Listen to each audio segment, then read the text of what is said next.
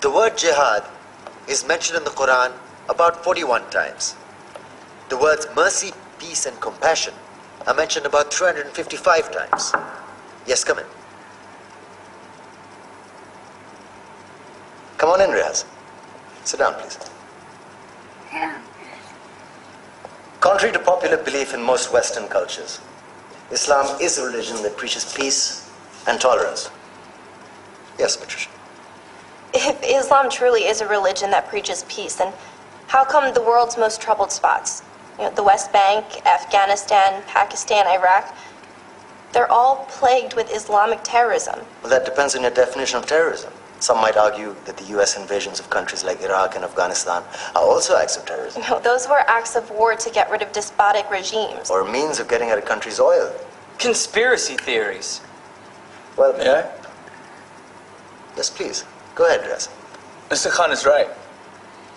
I mean, if we're talking about terrorists, the world's biggest terrorists are the white superpowers. Come on now. No, really, stop and think about it. Explain 9/11. Okay. Do you know how many people died in the Twin Towers strike?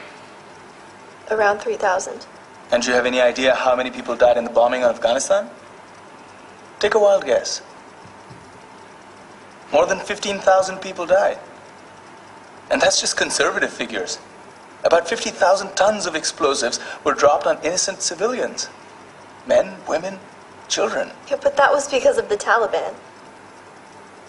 Now that you brought it up, did you know that the Taliban was a creation of the CIA to fight the Russians? Whatever. They were still harboring terrorists. Yeah, right. Terrorists that were never found. Just like the weapons of mass destruction that were never found in Iraq. Do you want to get into the death toll in Iraq? 500,000 civilians and counting. And what do Britain and America say when they don't find these weapons? It's simple. They just say sorry.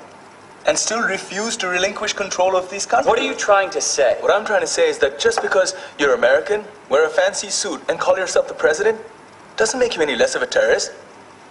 I'm saying that if you don't stop meddling in other people's countries, you will face a backlash. If Muslims like you feel that way, then why don't you get out of our country? We will. As soon as you promise to leave ours.